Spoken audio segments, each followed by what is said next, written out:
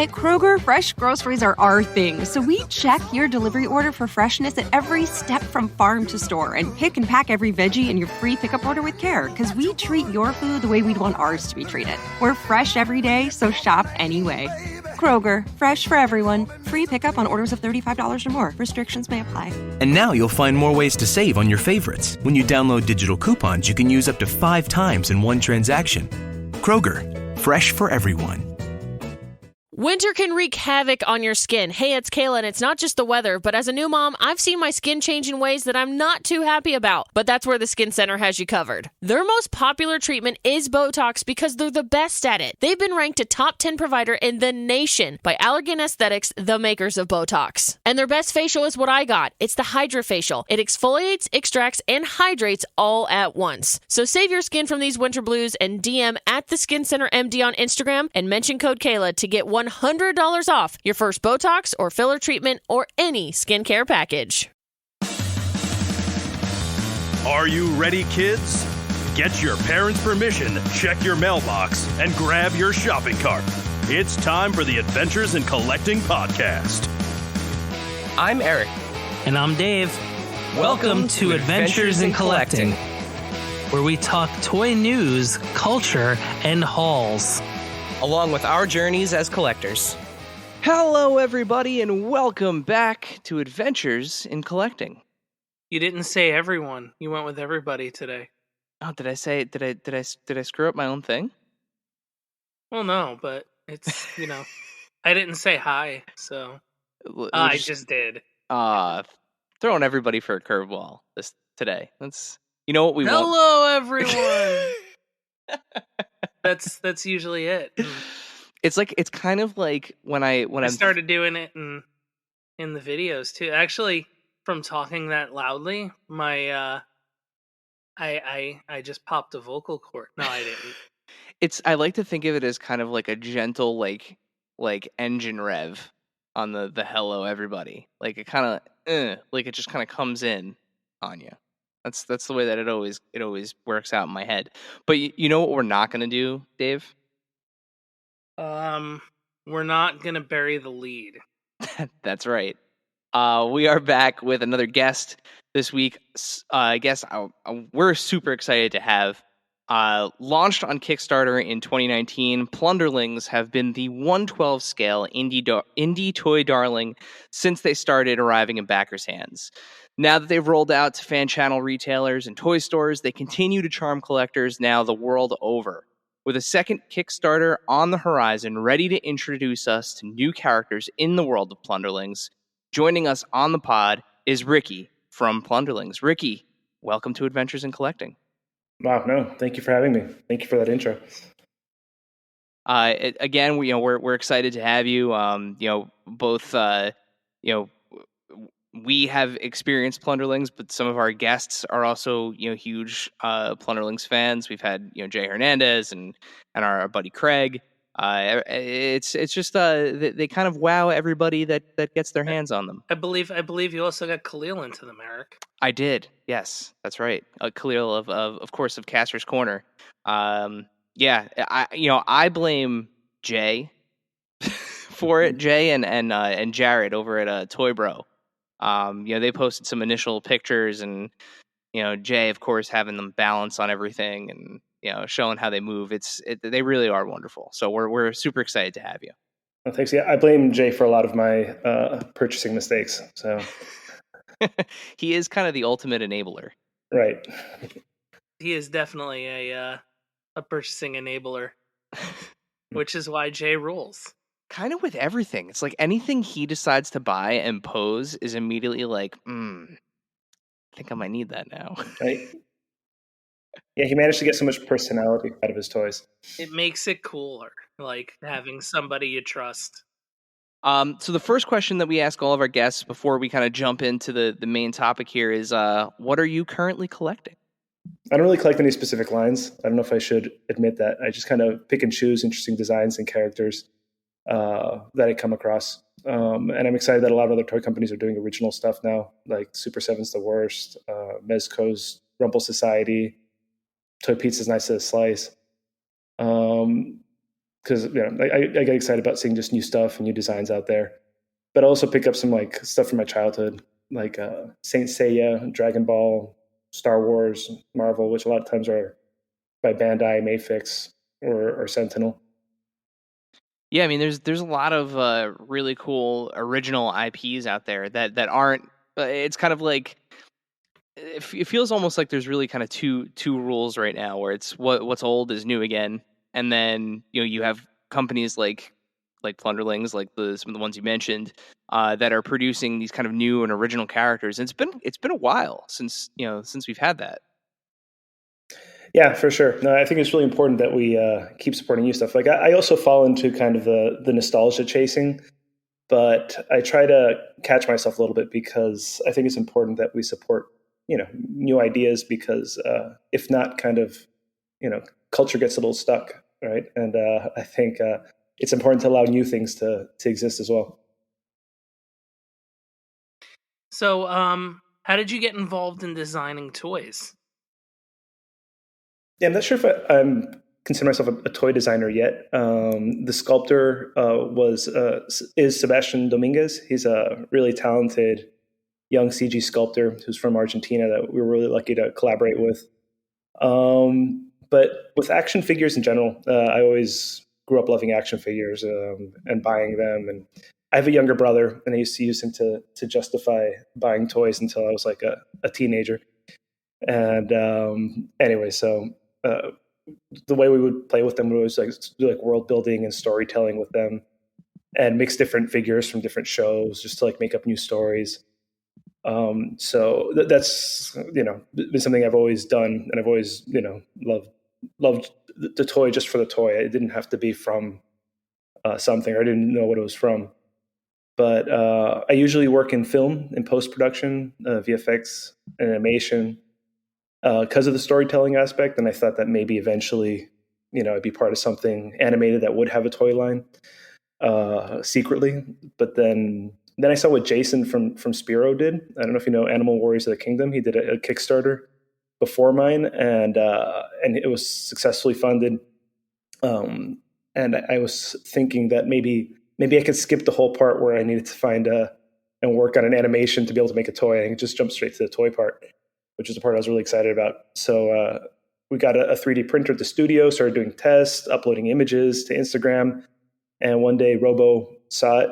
I think someone tagged him, and he mentioned on a Foosh Weekly. And that was kind of the confidence that we needed to actually try to make it, because we got a bunch of new backers, or we got a lot of support from that we thought maybe we can get backers out of it. So it's kind of a happy accident, but it was, it's been really fulfilling, and I hope that we can keep making toys, forever. And that's why I'm always going to be in debt to the Kickstarter backers for having let it happen. Yeah, I mean, there's been a really fun groundswell of crowdfunding, with indie toy projects. Whether it's yours, whether it's the Animal Warriors of the Kingdom that you had mentioned. There's there's been a bunch, and it's fun to see these kind of these new and independent projects kind of take advantage of this groundswell. And I think there's just a kind of a real hunger out there for new stuff. Yeah, I hope that we can keep seeing more of it. Again, like I like the stuff from my childhood, just as much as everyone else. But I like the idea of also having new toys exist. So speaking of new ideas, where did the idea of Plunderlings actually come from?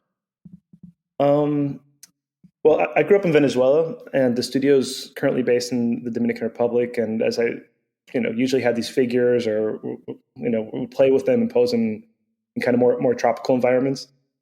And also, there's always like these stores that sold like little trinkets and stuff like that. And if they had the right scale, like little wooden jaguars, I would also play with them and add them to the mix. So I always liked science fiction, fantasy through books and comics and TV. So I don't know. I always felt like the fantasy world specifically was always kind of focused on sort of like a Eurocentric kind of background, kind of like Lord of the Rings or Harry Potter, Elder Scrolls, more recently Game of Thrones. that are always like castles, woods, mountainous landscapes. So I always thought it'd be cool to have a fantasy universe that takes place in a more a different sort of environment, sort of like dense rainforest or a tropical beach. So that's kind of where the idea started. I guess the idea was to make a world where everyone was a pirate, and instead of dragons, we had giant iguanas, where exploration, discovery was kind of the goal, not kind of this like trope of like defending them, your homeland from an invasion. And yeah, overall, I just like to see more fantasy and science fiction, from Latin America. And I was hoping to, if we can be a small part of that, that would be awesome. I don't know if that comes through on the toy, but that's kind of where the idea started. Well, I mean that pirate vibe is like between the pirate vibe and then with the fawns kind of having that kind of like mythic creature element to it. They definitely look like they crawled out of the jungle. Like I think you nailed that aesthetic of it. Great. No, I'm glad. I also want to keep them colorful, and yeah, and we're also trying to build like a universe where there's no like humans versus the monsters, which is kind of like everybody's a monster. Yeah, and I think that's really cool too, because it's it makes it even more immersive. There's just something about seeing like a pack of them, like like a bunch of them all together. Especially in some of like the animations that you guys have created to kind of support the line as well. Yeah, they're just very fun looking. Like they look like they're getting into like quote unquote trouble, but not in like the fun kind of like like Saturday morning cartoon trouble, which I think is it's toys, it's ideal, right? Like that's the idea where they came from, is like a whole Saturday morning cartoon thing. So that this kind of really pulls up that vibe. Yeah, fun was definitely the North Star on this project. All the decisions that we made were always kind of centered around what would be the funnest solution to whatever problem we were trying to fix. So let's talk about the process. How did the first Plunderling go from sketch to physical toy? It went through a ton of iterations. And we've been uploading images and different ideas, like I think back in 2016, and the Kickstarter wasn't launched until 2019. But I was really particular about trying to get the joints and the silhouettes right. I think maybe working in the animation industry, I took some of those lessons and tried to apply it to the toy a little bit, trying to get them looking appealing, have them move in organic ways, be able to, have expressive poses. But the whole manufacturing aspect, that was totally new to us. So I was really lucky to meet Chris Gowridge from Four Horsemen. He's our production manager, and he sees a lot of the Four Horsemen work. And it was great to be able to troubleshoot things with him. I think we'd be in a really different place right now if we didn't have him involved. Yeah, Four Horsemen Studios is technically like a half hour away from where we live here in New Jersey. So we're very familiar with their product as well. No, they make amazing stuff. They're really inspiring, especially talking about original lines. They make a lot of original stuff that's really mind blowing.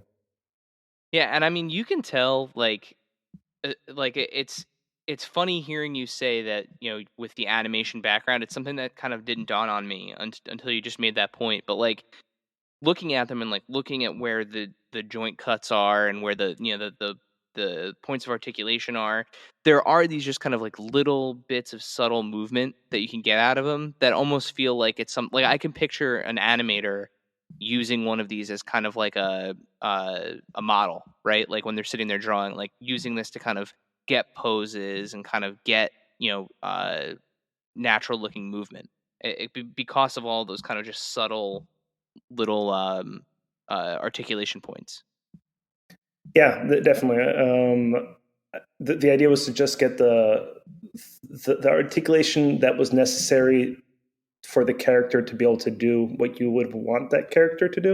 It's a little hard to explain, but that was kind of one of the ideas about keeping the articulation to a certain to to not put too many points of movement either, because I think that can be a problem. To just have the right amount that the character can kind of organically pose and fall into certain expressions without too much work. That's where we're going for, at least. Whether we got there or not is a different question. But we were definitely thinking about what's the least amount of articulation to get him to do everything that you would want him to do. So, as our good friend Jay would say, these Johns can move. And since we're talking about articulation and talking about that kind of point of whether there's drawing the line between too much articulation and not enough, what were some of like the considerations that you took into actually designing the articulation system and making sure that you were kind of towing that line? Yeah, again, I feel like the character kind of, or like whatever you think that character is, kind of defines the movement a little bit. But I don't know. Usually within the first 30 seconds of picking up a toy, I know if I'm gonna kind of like it or not. Between like the weight and the way it moves, that it moves in a way that's organic, that doesn't feel like you're fighting it, that they just kind of fall into their poses. That was something that I really worked on trying to get right with the toy. Again, like whether we totally hit that mark is something that we talked about. That was definitely something that was being thought about a lot. And also, and I personally really dislike kind of spinning parts. It's a little difficult to explain, but also with the idea of like having a figure in your pocket, that when you take it out, is it going to be like a mess? Like, are you going to have to spend time rotating parts to make everything line up again? Or does it like maintain a certain level of anatomy? Like even like a boot cut. Like I don't hate a boot cut, but at the same time, like I have a really hard time pointing my toe in a different direction than my knee, like, and so how much do I really need my toy to do that? And how much, how many options then does it become too much? And does the posing become more of a chore than something fun? And again, everything kind of comes back to the fun aspect. So one of the things that makes Plunderlings so unique is their presentation and their magnetic elements. So tell us a bit about how you came up with the packaging and the choice to put magnets in their heads. Yeah, I mean, I wish I could take credit for like doing the first magnetic hat, but I think Palisades did some with their Muppet figures. Mezco did it with Popeye. But it started off with like kind of deciding how to design the hats, because putting a peg in the head was definitely a non-starter because of how much it would break the sculpt and make it uglier. So when we started doing tests with magnets, we kind of discovered how fun it was to kind of swap and stack hats. And it actually opened up a lot of design aspects so we can make hats in totally different shapes. Like they didn't have to be form fitted to the head. Like we have one toy that has like a little crown as a hat, and that would have been really difficult to do if it needed to kind of like fit around the head.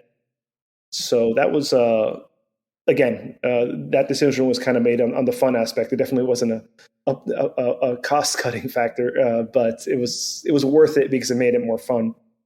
And then about the boxes, I'm going to be redundant, but the idea was that since we kind of thought about it being fun first and foremost, we wanted to make sure the box kind of communicated that, and that kind of happy face was the kind of the best way that we could kind of figure out how to do that. We worked with Adir, he's known as a Wanted Rabbit on Instagram, and he helped us design the boxes. A lot of them are compared to Boglins, which actually I didn't think about until after people started pointing it out. The one original idea I think that maybe we could take credit for, I'd love to be proven wrong, maybe someone did it before, but was the Hatchling Bodies. I don't know if you know about those, but we sell these little kind of baby bodies that you put your extra hands and heads on them. And again, as a collector, I have drawers full of hands and heads and accessories that I don't know what they're from anymore. And I think I saw like a loose head from like Perfect Cell Fig Arts kind of laying around. I kind of thought how cool it would be to have like a little Cell Junior body. I don't know if you watch Dragon Ball, but yep. Yes. And so that just kind of was an idea that I had in the back of my head that all of a sudden when working on Plunderlings, kind of came up again. And Seba did an awesome job figuring out how to make a tiny body that could fit the proportional heads and hands of the figure.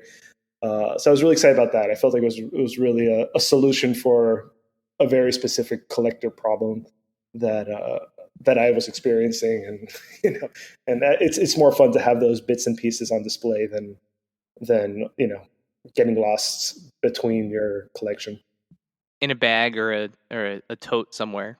Yeah, exactly. Yeah, just somewhere random. So we've mentioned a couple times kind of this idea of world building and kind of fun focused, play first, kind of mashing worlds together. That being said, Plunderlings, they fit incredibly well into existing 112 scale collections. How did you determine that 112 was the scale that you wanted to create in? Yeah, exactly. That sort of mixing and matching that would kind of happen with my figures from a young age. I was always very scale conscious. I think when I was a little older, the first more modern toys that really kind of blew my mind were the Toy Biz's Marvel vs. Capcom toys and their Ocarina of Time stuff. That all kind of skew around 6-inch, maybe not exactly, but so once we started thinking about making the action figure, the 6-inch scale was kind of a no-brainer, since that's kind of what I imagine a figure to look like. And now, a word from our sponsors. And now, back to the show. Now, one of the things that's cool too about them, I don't know whether it was a happy accident or not, but I love seeing people do like the head swaps, like putting Plunderling heads on other 112 scale figures. Was that something that you guys had kind of taken into consideration when you were designing peg size and port size and things? Yeah, I'm not sure if there's some sort of legal repercussion for making things compatible with lines that aren't mine, but we definitely wanted to make it as standard as possible. For example, like the grip sizes and stuff like that, so that it could go into a play set. And we always thought about how they would be really fun to kind of mix and match with your Ninja Turtles or Master of the Universe type fantasy world. Yeah, and toy photographers are totally doing that, and it's so much fun to see it. Like there's times when I see it and I think like, oh, I never thought to put this with that, right? And then all of a sudden I'm seeing it pop up in the toy photography feed, and it's just unbelievable. Yeah, no, I'm really blown away with what people are doing with it. I never imagined that the level of creativity people have and the dioramas they build. They've really taken it to a level that I don't think we ever could have gotten to that level. So the Kickstarter campaign, extremely successful, and it nearly doubled the funding goal. Did you anticipate that level of success going in? No, not even a little bit. I mean, like I kept thinking, like, what are all these people thinking? I've never made a toy before. Like they're crazy. No, I'm kidding. But it was really, really humbling, and the amount of trust that the toy community put in me. Like I felt it the day Robo talked about the product, that I was like, okay, now he put his trust in us, and we got to make sure this toy ends up being as good as we can possibly make it to make good on that promise. So definitely not anticipated, and definitely taken on with a heavy burden to make sure that that we were delivering a quality product. So with a Kickstarter, I mean, one of the things that's kind of most known is those stretch goals and everything. With a campaign that was that successful, were you guys like scrambling to come up with new stretch goals, or did you have kind of a bunch planned and didn't think that you're going to have to pull them out? Well, there was a lot planned. I think honestly, the stretch goals were too easily achievable, just in terms of like what the tooling ended up costing was a little bit unexpected. Since making stretch goals was really exciting, and I saw that people would get excited by them. I think if anything, maybe we did too many stretch goals. With our first campaign ever, we did 16 different figures. It was just like, even logistically, it was really a really interesting challenge. So there was a ton of stretch goals planned out, but a lot of stuff were made up during the campaign. For example, even the hatchling idea, that was something that came up during the campaign. that wasn't something that we had already made. With that Kickstarter now, in the rearview mirror, and you guys have been teasing a lot on your Instagram feed. Tell us a little bit about what we can expect from this next Kickstarter. Well, the next Kickstarter is for the Plunder Long and the Plunder Strong. I really wish that I could say a launch date. Maybe by the time this airs, I'll already have a launch date published. It just keeps getting pushed back a week and another week. But the good part is that we've really play tested these and put them through the paces, and we should be able to get them to production a lot quicker. So I'm excited about doing this, and more than anything, it's to figure out how many different variants to make. That's going to be the real purpose of the Kickstarter, to see how much enthusiasm there is, and figure out how many new variants to make of both the Plunder Long and the Plunder Strong. So we're excited to kind of share those and see the different characters that we've come up with. So tell us a little bit about the two types of characters. So what are we looking at for a Plunder Strong, and what are we looking at for a Plunder Long? Well, the Plunder Long and Plunder Strong, we're definitely trying to expand the Plunderverse and kind of build out different types of Plunder folk, if you will. We hope to keep, introducing more of the lore as we go along. So yeah, basically the Plunder Strong, I think, is pretty. Hopefully, you kind of understand what he's about just by looking at him. He's kind of an angry guy, big and hulking. He's gonna be a really thick, heavy toy. If Plunderlings were happy, I definitely think the Plunder Strongs are angry. The Plunder Long's a little bit more complicated. Let's see how people react to him. But the way he's definitely kind of a middle child. He's kind of stuck between the sort of cute and scary looking toy. The idea with him is that maybe he's a little bit more of a tragic character, to say it like that. But hopefully people will warm up to him as well. The same way people have kind of come around on Waluigi and different kind of weirder characters. Yeah, he's got that kind of like brooding, lanky look to him. Yeah. I definitely think that he suffers a lot for kind of being stuck between the Plunderlings' mischief and the Plunderlings' beatings, Plunder Strong's beatings. Like kind of like teenage Groot in a way. Yeah. He's definitely working through some stuff, but he's got a happy face sculpt too. So he's a little more of a complex character, to say it like that. He's one of the characters that I'm kind of more interested to see how well accepted he is. Now, you said one of the things that you learned from the first Kickstarter was too many stretch goals. But you also said there were some things that kind of came up maybe on the fly or as you were kind of putting everything together. Is there a happy medium that you've kind of found going into this second crowdfunding experience? Yeah, I think it's definitely a lot more advanced along the lines of being developed. There's stuff still being figured. There are things we didn't know with the Plunderlings that had to be figured out at the factory. So a lot of the engineering and the tooling is done for the base body. So I'm confident that the turnaround will be quicker, but that's assuming that the supply chain issues don't continue to exasperate.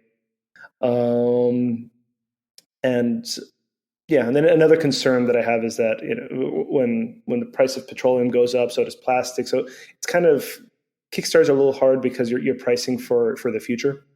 But the idea is that we're always trying to make them as accessible as we can. So we don't make the same quantities as Mattel or Hasbro, so it's really hard to match their price. But again, since kind of the guiding star on this has always been fun, we know spending money isn't fun, so we want to try to make it as obtainable as we can. You know what, though, if there's one thing that we've learned and we've kind of understood about the collecting community is there's two types of collectibles. There's the mainstream ones, and then there's the independent ones. And I think there's kind of this, I guess you could say, perceived notion that, a company like a Mattel, a Jazzwares, a Hasbro, Spin Master, even now to this point, like a Super 7 even, there are certain products that those companies put out that are mainstream products, and there's a dollar amount that I think people are used to spending. And I think they're willing to kind of extend the barriers on that dollar amount when it comes to an independent toy, especially if it's something that's delivering on a promise. I mean, you mentioned Four Horsemen. We mentioned Four Horsemen Studios before with their Mythic Legions line, and the figure Obscura Krampus that they put out, and Plunderlings. From you guys, I think there is a willingness to pay a little bit more for something that is a startup, that is independent, that is doesn't have the corporate machine behind it that some of the other bigger brands do. And I think part of that's kind of awesome. Yeah, one of the things that also needs to be taken into account is the tooling. The tooling is hundreds of thousands of dollars sometimes, so it's really expensive to make these steel tools to be able to mass produce stuff. And that cost has to get divided up in the amount of figures that you're making. And so if you're not making hundreds of thousands of figures, it's really hard to have that cost be divided up in a way that's cost effective. But there are advantages too to doing a smaller run. We can be more detail oriented. There's no retailer that's waiting on these things to hit market in time for a Marvel movie. So I think that was one of the advantages too, that we really got to troubleshoot things and figure things out and try to make the best decisions we could to make the best toy we could. So yeah, I'm glad that people are understanding, and I'm also glad that people were really understanding with the delays that we had with Plunderlings. And again, I don't anticipate any more of that, but it's also an advantage that when you're doing a smaller run, you can be a little bit more careful. COVID's also made it difficult because going to the factory is basically impossible right now. So hopefully that's something that would be possible in the future, that I also think would speed things up. Well, with that, let's kick it over to our Q&A. This segment is brought to you by our friends at Chubsy Wubsy Toys. A traditional mom-and-pop toy store in Little Falls, New Jersey, Chubsy Wubsy Toys brings you the best new toys from the brands you love without the hassle of pounding the pavement searching for them at larger retail stores. Visit them in person at 106 Main Street in Little Falls, New Jersey, or online at chubsywubsy.com. That's CHUBZYWUBZZY.com. And tell them Adventures in Collecting sent you. So our Q&A, we did a post. We did an Instagram. We posted. When you first started, I thought there was going to be a Q&A song. Like, let's kick it over to the Q&A. That's there is, Dave. That's where our ad plays. So there is. Yeah. Well, you'll know that when you hear this. So we posted on Instagram and to see if anyone had questions for you, and lo and behold, we had a couple of questions. So, Dave, why don't I start with the first one? Sounds good. So, at Ovieta209 asks, first off, Plunderlings are my favorite toys since I began collecting 2 years ago. Cool. My question is, will the Plunder Strong eventually have hatchlings like the Plunderlings to display the alternate heads and hands? Yeah, we're trying to keep everything as cross-compatible as we can. So the idea is that they will, unfortunately, work with the hatchlings as well. They might look kind of funny because these are a lot less childlike faces on these baby bodies. But yes, they will work. And the idea is that you can use the same correct colored hatchlings with the corresponding Plunder Long, Plunder Strong, or Plunderling. That's going to be adorable. Yeah. The little body with those giant Plunder Strong Enormous heads on it. Oh, it's going to be adorable. I want somebody to fashion a diaper. There you go. It's definitely funny looking. Friend of the pod and recent guest at Toy Farce asks, will the Plunderlongs and Plunderstrongs be a part of the same Kickstarter campaign, or will they be separate? No, we're going to put them together. I think the Plunderlong needs that Plunderstrong support to make it happen. He's the heavy going into battle. He's exactly. Hey, you need to squat up, you know? I honestly I'm so excited for this. I cannot wait. I cannot wait for these giant things. All right. And the last question for our Q&A segment here is from @Johnny_C_Dagger asks, will the next Kickstarter be specifically for these two new character types, or will we also see Plunderlings as well? This new Kickstarter is for the Plunderlong and the Plunderstrong. Plunderlings had their time to shine, and now these are new figures and have their own Kickstarter. We have a couple surprises along the way, but we won't be featuring any Plunderlings per se during this Kickstarter. So to not have that kind of anticipation, it'd be just to clear that up. So when new Plunderlings come to come out for availability, they're going to, at this point, they would go straight into the storefront that you guys have, as well as the other retailers. Yeah, that's likely. But again, right now we're just kind of focused on getting these new toys out there. All right. Well, with that, you have survived the Q&A segment. It's tough. I broke a sweat. So, Dave, would you like to fulfill your role as this podcast's James Lipton and ask our final question? Yes, I would. Our final question that we ask to all of our guests. What is your favorite and or strangest piece in your collection? It can be one of each, or it can be both. All right. Favorite's kind of hard. I feel like I have like a rotating collection that, there's always a different toy on my desk. I think after the Plunderstrong, which is the one I've been messing with lately, the other one I keep picking up this past week has been Sentinel's Cutman. It's like a Mega Man figure from their 4-inch Nell line. I think some of the best Mega Man figures maybe ever made, but that's the one that I've been having a lot of fun posing and moving around. Weirdest, that's maybe even harder, because I buy a lot of figures just because I want to study their articulation, or I think they look cool and have no context for what they are. I recently got a Revltek Stag Beetle. It's just like a giant beetle toy. I saw that. I saw the ads for those on their Instagram. Yeah. I had no idea what I'm going to do with it. I was just curious to see what it moved like and what it would pose like, and I wanted to get in hand. I mean, it's a great looking figure. I just really don't know where to even put this thing. How big are those? It's not the size of your fist or something. Okay. It's pretty big. It's and it basically looks like a big cockroach. So like, I'm not really sure if I can put it like in the middle of my living room or something. That's big enough for a Plunderling to throw a little rope around and ride around. Right. That was definitely part of the reason why I got it, to test that out.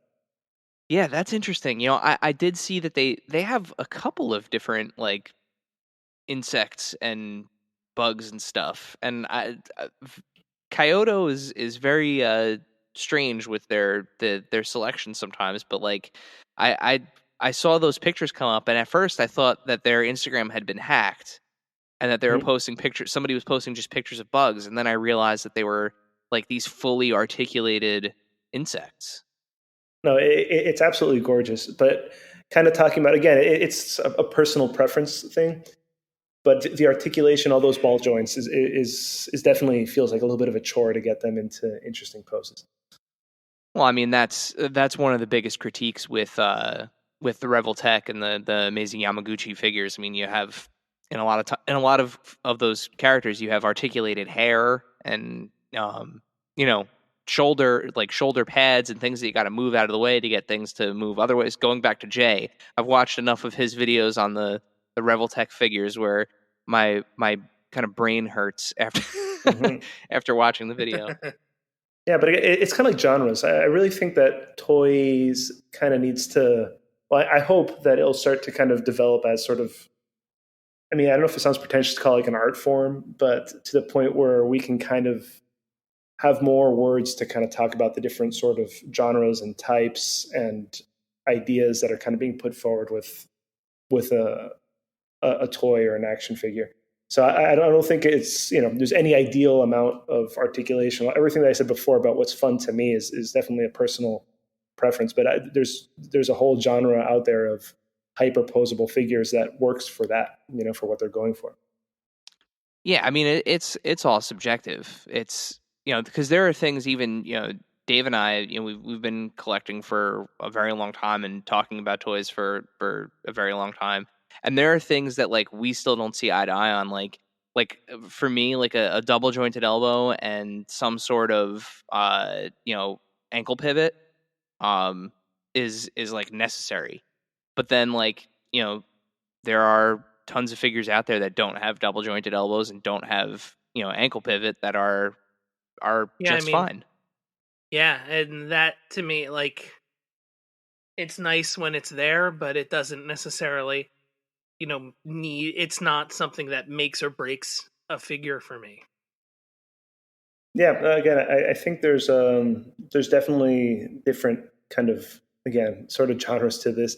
And I think that once we kind of, hopefully eventually we have more terminology and terms to be able to talk about it a little more clearly. But again, I think that not all toys are meant to be actively played with. Some of them are meant for just toy photography or keeping on a shelf, and others are meant to be put through the paces. Buried in the sand and put frozen in a block of ice in the freezer. Yeah, we all did that with our GI Joes. Yeah, whatever equates to whatever fun is, like your idea of it. If it's to have something on the desk and just kind of stay there as you've kind of set it, that's cool. If it's something you've taken out in the snow and taken pictures with, if it's something that you've I feel like you're calling me out with the Razor Crest on that one. No, I'm just that's or taken into different environments. Like, think of like, into the dirt or into the desert or wherever, your locale is. Mm-hmm. I just say snow because we have it here. That's, or if you just kind of sit there and, use laundry baskets as like shelves for them to jump off to attack other figures, like, and have some sort of play element, like that's the answer, and that's what they're good at and they're there for. But as long as you can have that level, like that's the important thing. Yeah, and there's different types of enjoyment you can get from it. For example, sometimes it's really enjoyable to have a figure that looks exactly like the actor or something, and then sometimes it's fun to have a representation of that that's a little bit more, toyetic or something like that sometimes gets used, like what the Ninja Turtles were to the Ninja Turtles show. Like, I really like the fact that those action figures had a lot more muscle and a lot more, were a little more aggressive than the show was. I don't think the show would be better if it were more like the toy, and I don't think the toy would be better if it was more like the show. So there's kind of different ideas that can also be portrayed through the toy, and more than just articulation. There's also heft, like how heavy is it? How solid does it feel?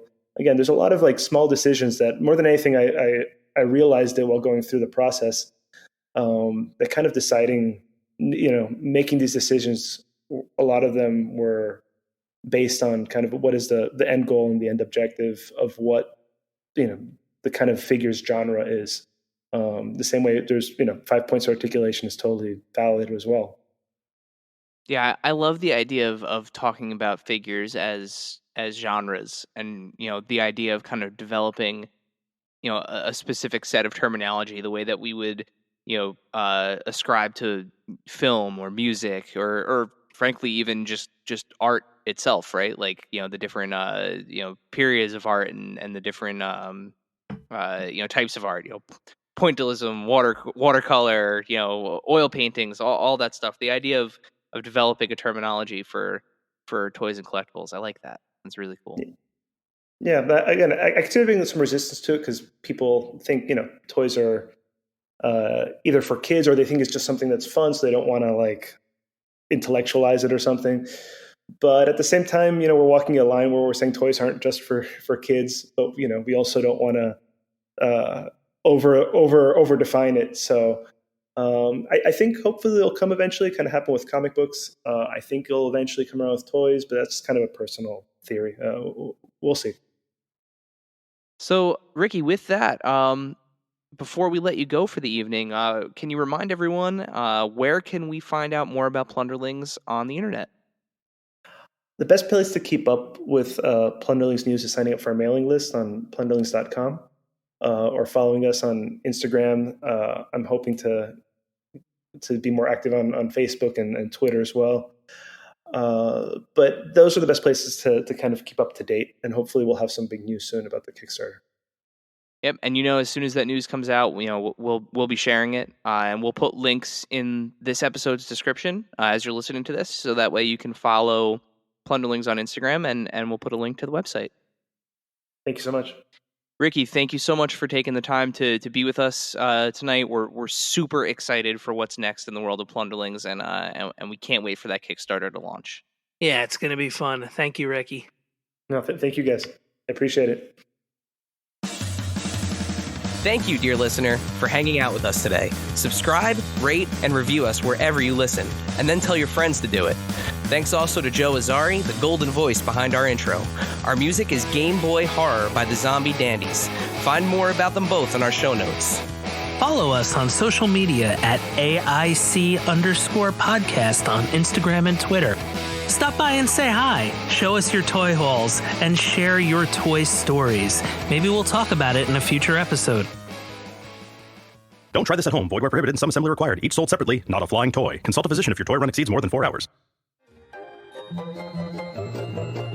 This has been a non-productive media presentation. Executive producer, Frank Hablawi. This program and many others like it on the Non-Productive Network is distributed under a Creative Commons Attribution Non-Commercial No Derivatives license. Please share it, but ask before trying to change it or sell it. For more information, visit non-productive.com.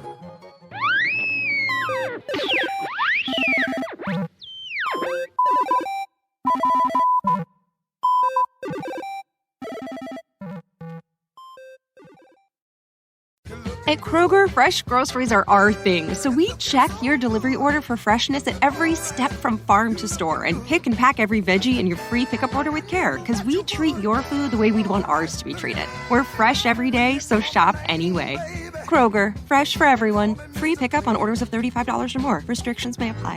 And now you'll find more ways to save on your favorites. When you download digital coupons, you can use up to 5 times in one transaction. Kroger, fresh for everyone.